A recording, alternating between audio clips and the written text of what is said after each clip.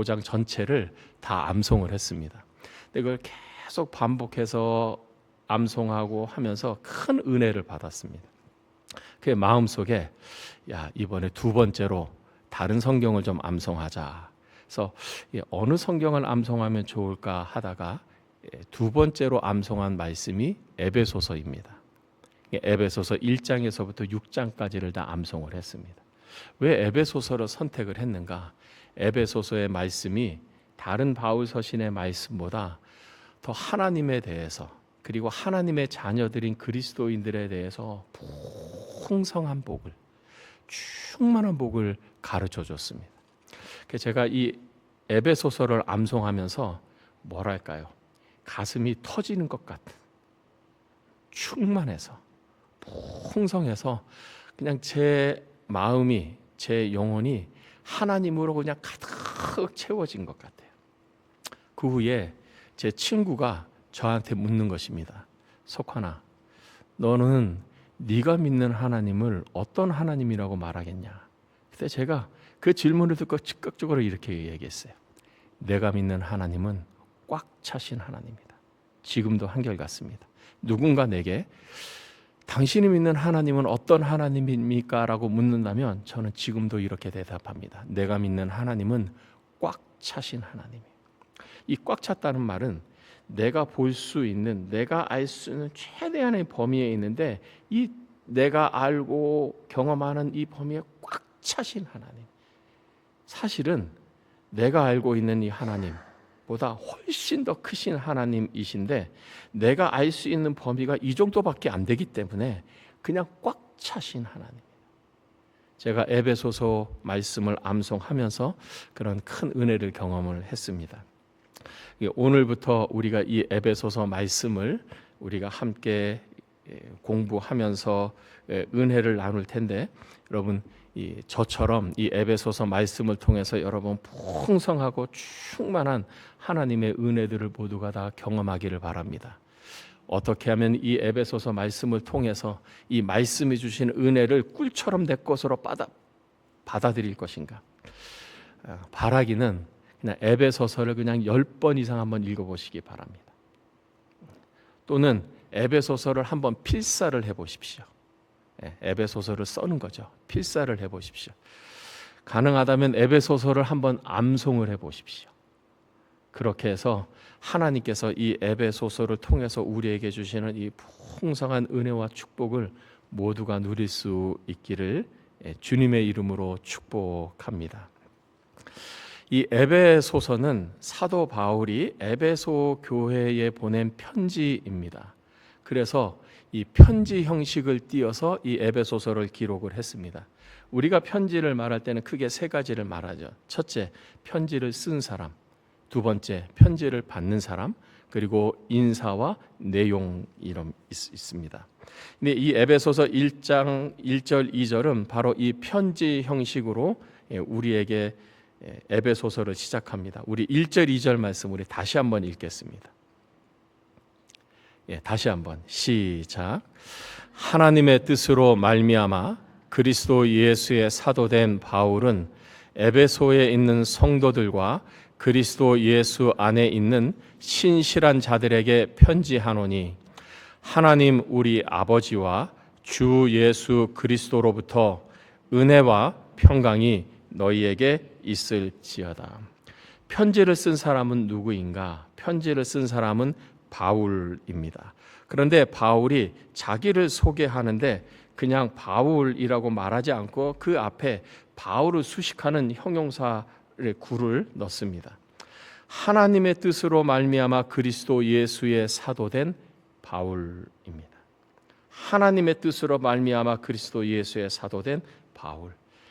바울은 자기를 누구라고 소개하는가 하면 나는 사도입니다.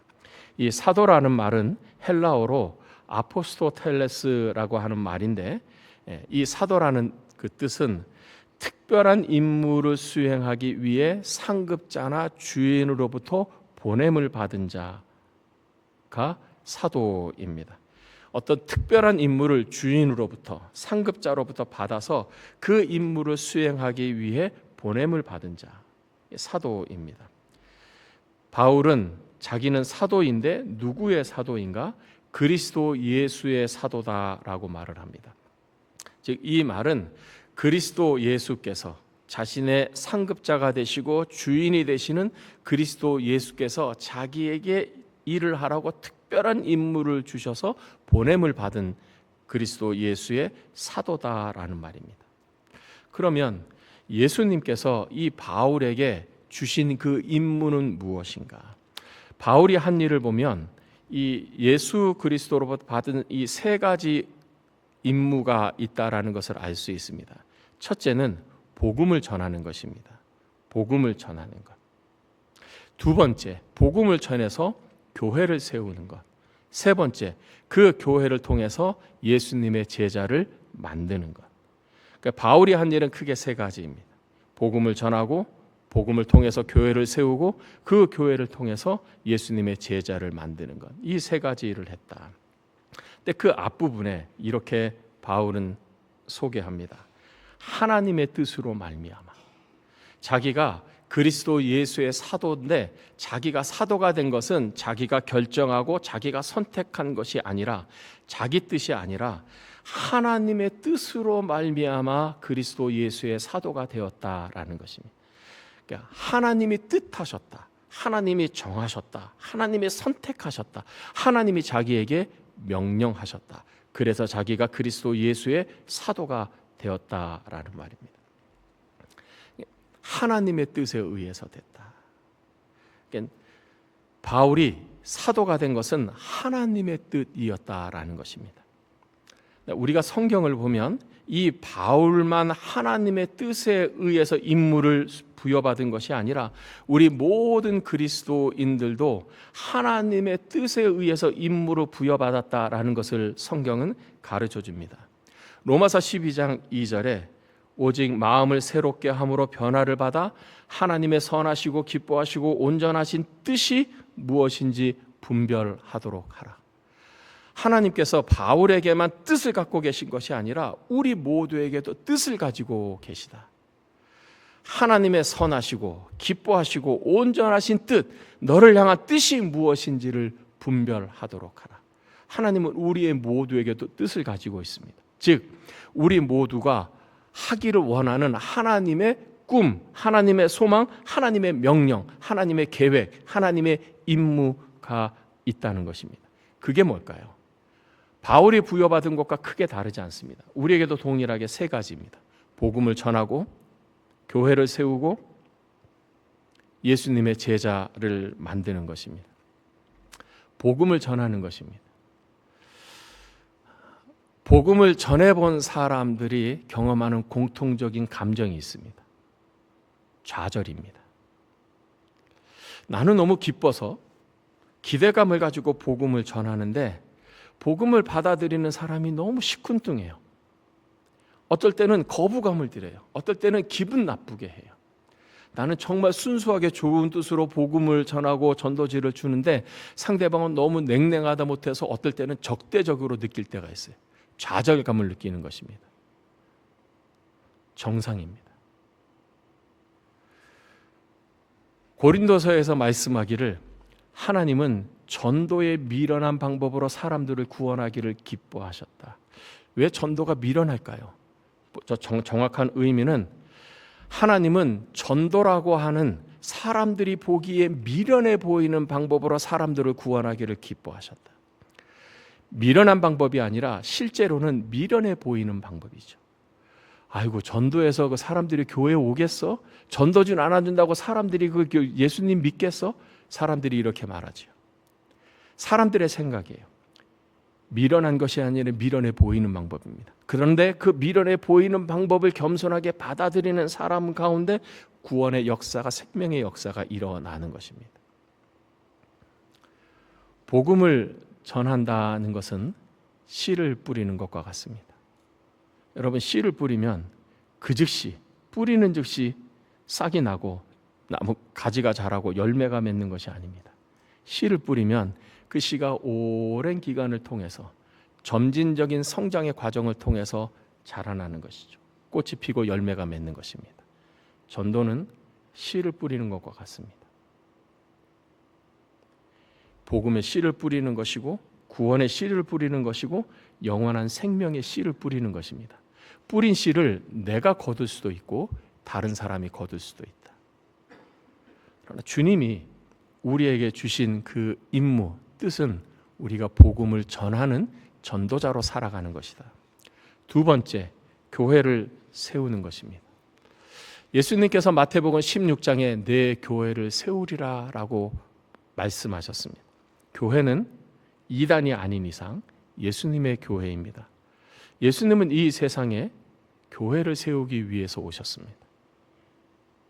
하나님의 뜻은 우리가 교회를 세우고 교회를 건강하게 하고 교회를 확장하는 것입니다. 왜 그럴까요? 교회는 예수님의 몸이기 때문입니다. 예수 그리스도는 교회의 머리이시고 교회인 우리는 예수 그리스도의 몸입니다. 몸이 하는 일이 무엇입니까? 머리가 계획한 것을 실제적으로 실행하는 것은 몸이죠. 예수님의 그 계획을 실제적으로 실행하고 실천하는 것은 교회가 하는 것입니다. 하나님은, 예수님은 교회를 통해서, 그의 몸된 교회를 통해서 하나님의 뜻을 이루어 가는 것입니다. 그래서 우리가 에베소서를 공부하고 묵상하다 보면 예수님이 교회를 참 사랑하시는구나. 특별히 부부관계를 이야기하면서 남편이 아내를 사랑하고 아내가 남편을 사랑하는데 그 사랑의 비유로서 교회를 들고 있어요. 예수님이 교회를 사랑하신 것 같이 사랑하라는 것입니다.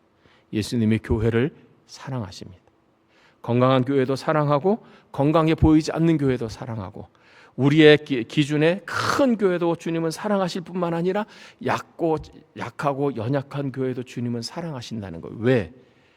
주님의 그리스도의 몸이기 때문입니다. 그래서 우리도 교회를 사랑하는 것입니다. 세 번째, 예수님의 제자를 만드는 것입니다. 제자를 만드는 데 있어서 우리가 알아야 할 것이 있습니다. 내가 먼저 제자가 되어야 한다는 것입니다. 제자가 제자를 만드는 것이지 제자가 아닌 사람이 제자를 만들 수 없어요. 그 말이 일단 문장 성립이 되질 않습니다. 내가 누군가의 제자를 만든다면 내가 먼저 제자가 되어야 하는 것입니다.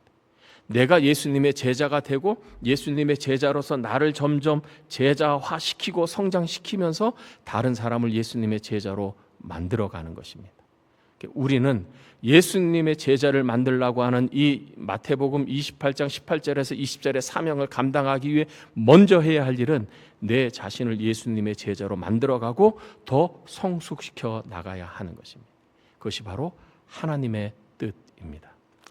두 번째, 오늘 말씀에 편지를 받는 수신자를 이렇게 가르쳐 줍니다.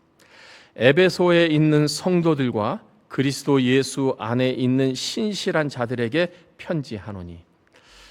에베소에 있는 성도들 그리고 그리스도 예수 안에 있는 신실한 자들, 이들이 사도 바울이 편지를 쓴 이 수신자, 편지를 받는 사람입니다.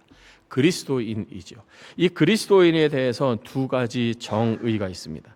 첫째는 성도들이라고 하는 정의입니다. 성도, 무슨 말인가? 거룩할 성자에다 무리 돋자. 성도라는 말은 거룩한 무리를 가르치는 것입니다.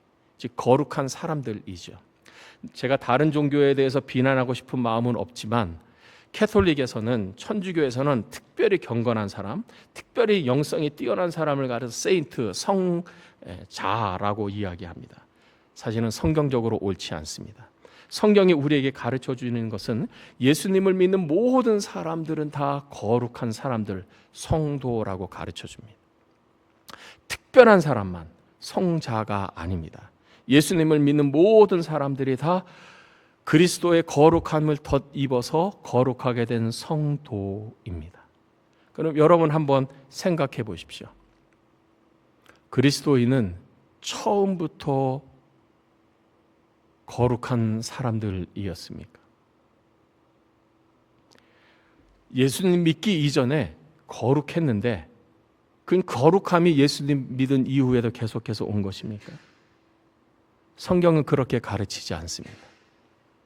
성경은 모든 사람이 죄를 범하였음에 하나님의 영광에 이르지 못하나니 모든 사람이 죄인이다라고 가르쳐집니다.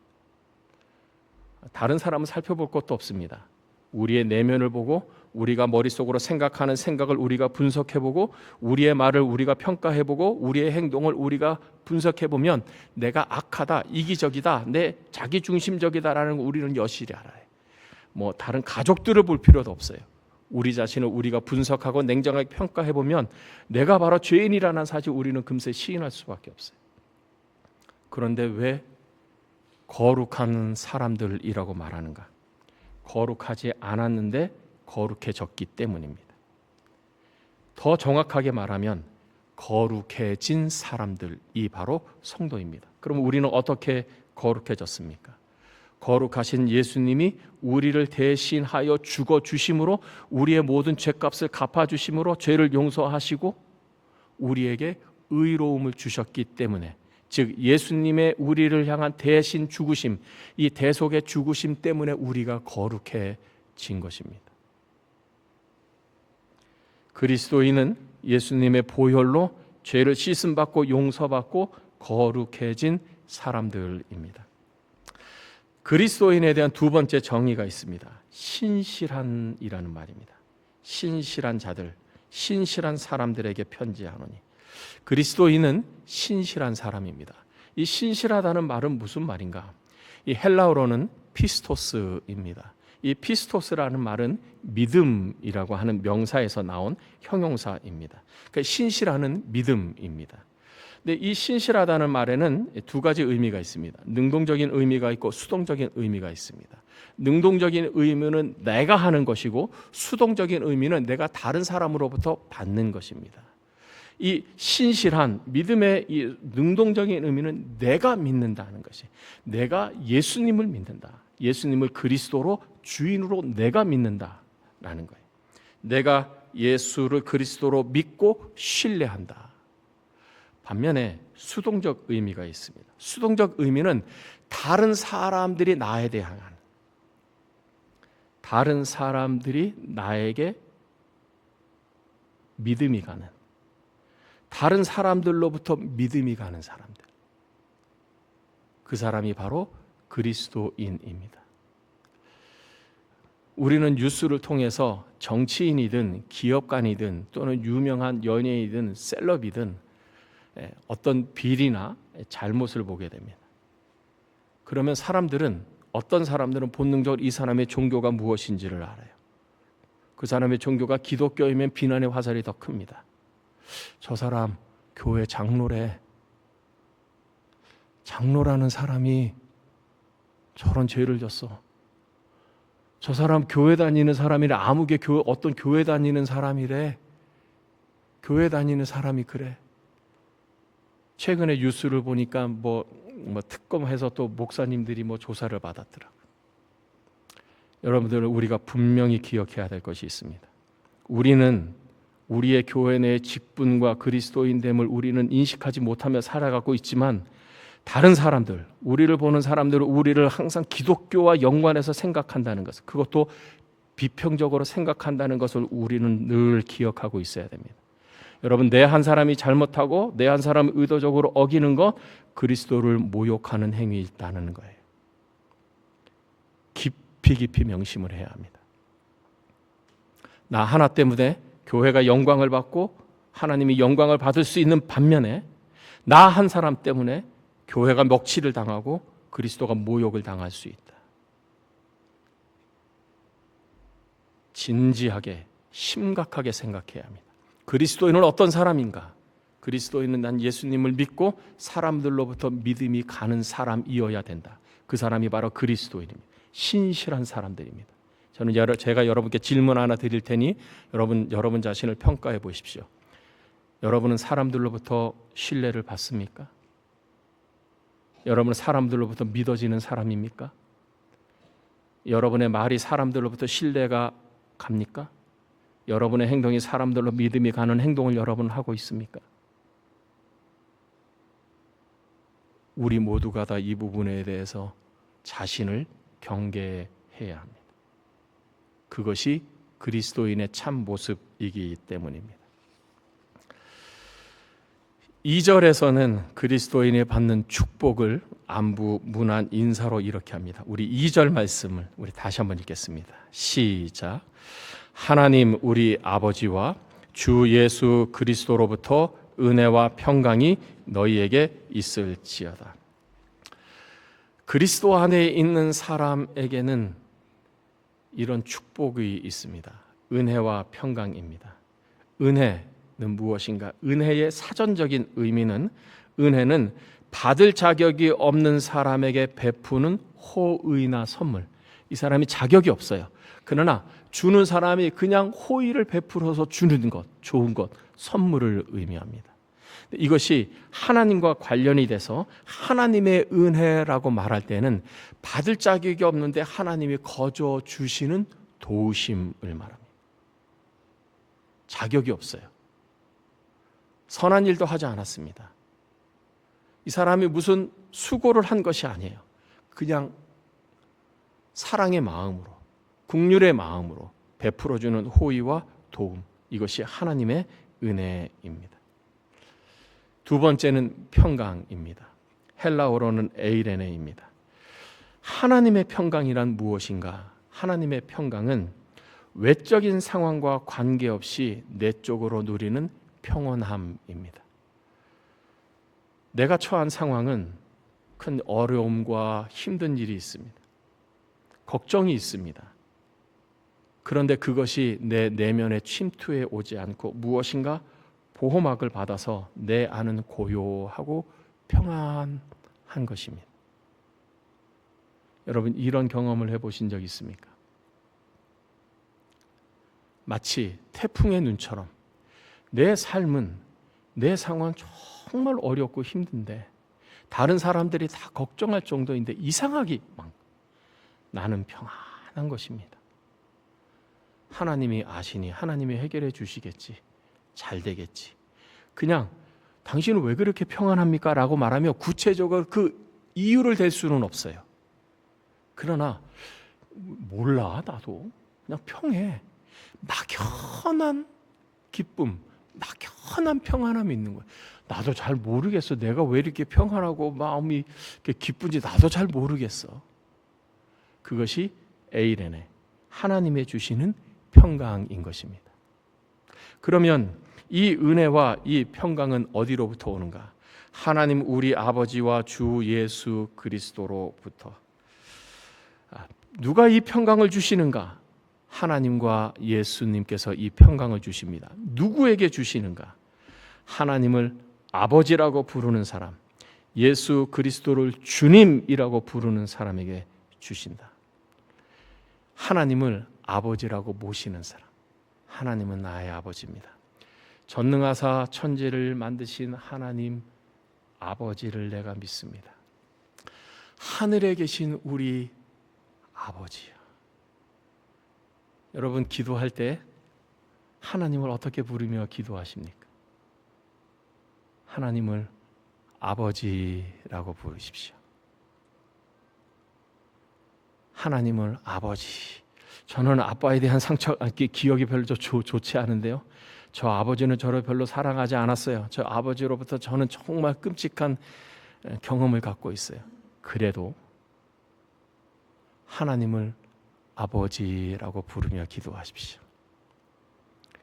육신의 아버지로부터 느껴보지 못했던 따뜻하고 푸근한 사랑을 경험할 것입니다.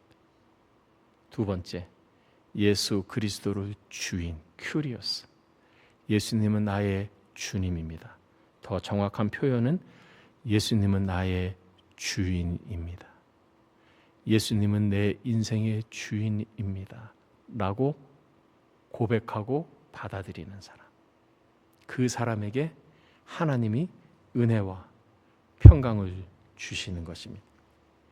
그렇다면 우리는 하나님께서 주시는 이 은혜와 평강을 받아 누리며 살기 위해 무엇을 해야 하는가? 두 가지입니다. 첫째, 예수님을 주인으로 영접하고 하나님을 아버지로 모시십시오. 어떻게 하면 예수님을 나의 주님으로 모실 수 있을까요? 두 가지를 성경은 우리에게 가르쳐 줍니다. 첫째는 회개입니다. 회개는 자신의 죄와 허물을 알고 고백하고 용서를 구하는 것입니다. 회개는 어디서부터 시작이 되는가? 회개는 자신의 부끄러운 모습을 보고 자신에 대해서 실망하는 데서부터 회개는 시작이 돼요.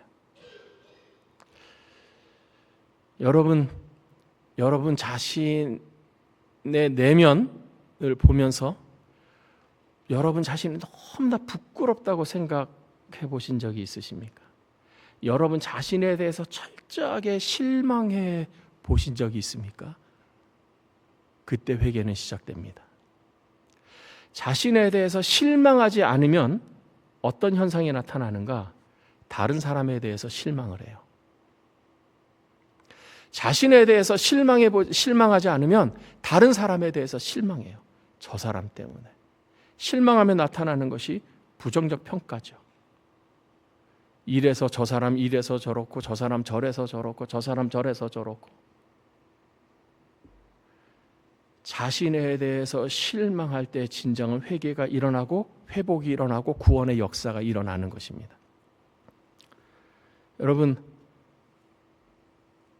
여러분의 배우자가 완벽합니까?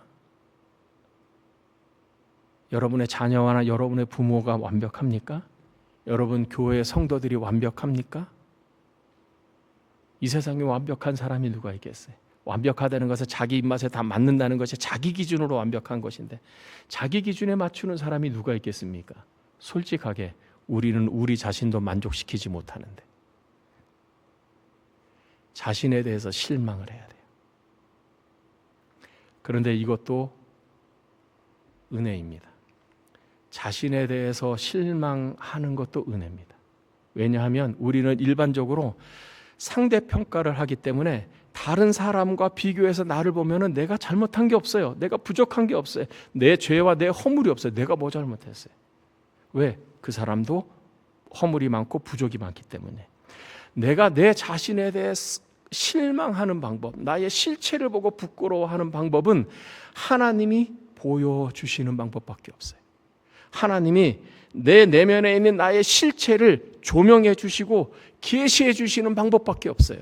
그래서 성경은 회개도 하나님의 은혜다라고 말하는 것입니다. 자신에 대해서 부끄러워해 본 적이 없으십니까? 자신에 대해 실망해 본 적이 없으십니까? 그래서 무조건 다른 사람이 탓하고 다른 사람이 원망되고 다른 사람이 불만, 불평, 투성이로 보입니까? 하나님께 겸손하게 구하십시오.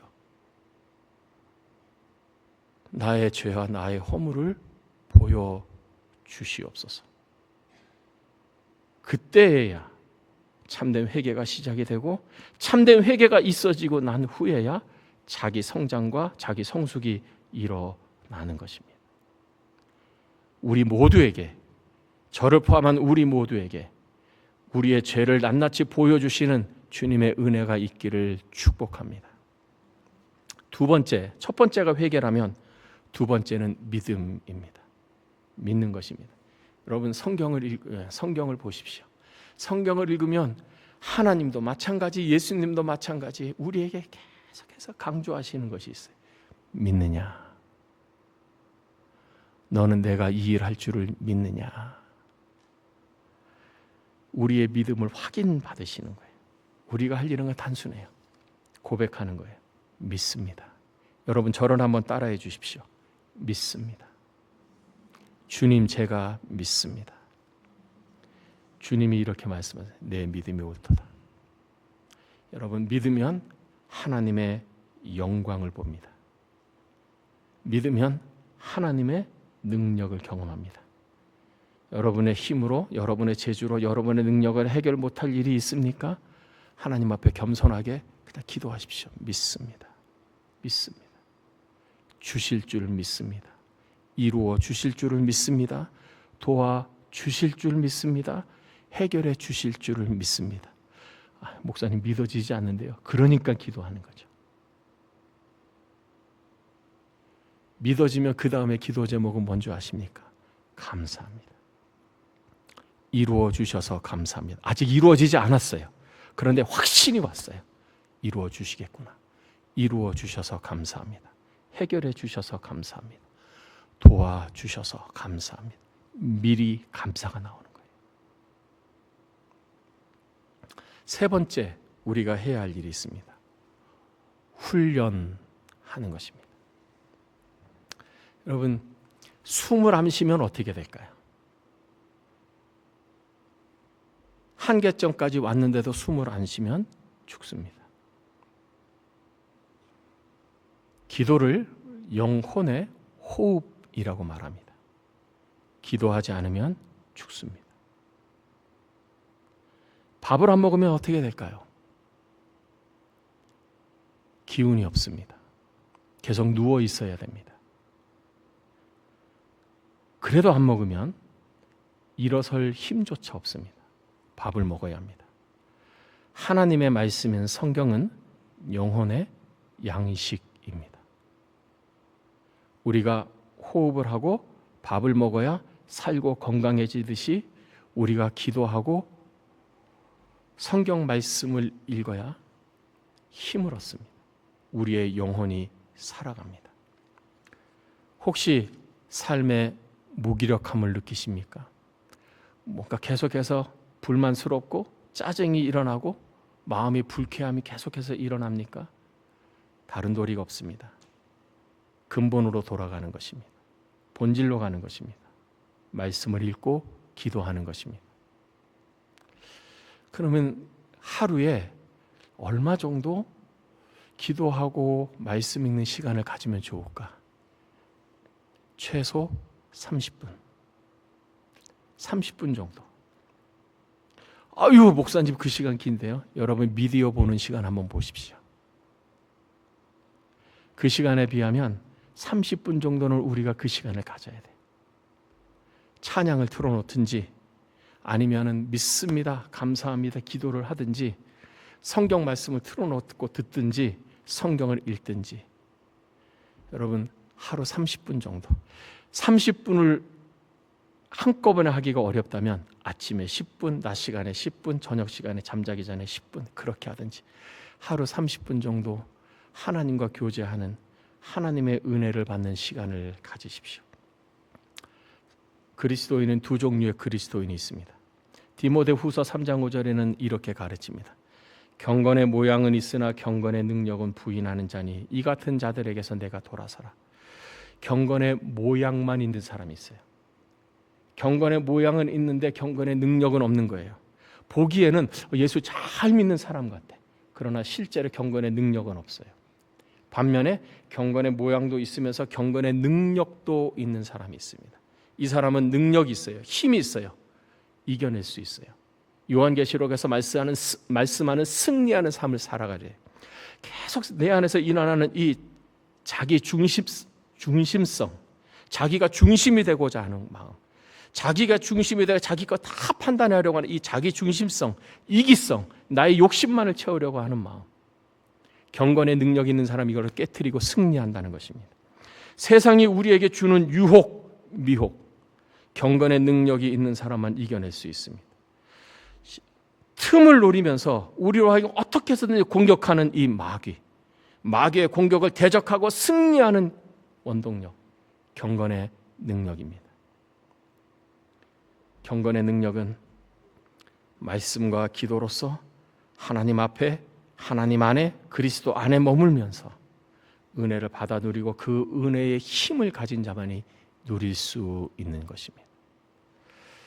경건의 능력을 키우십시오.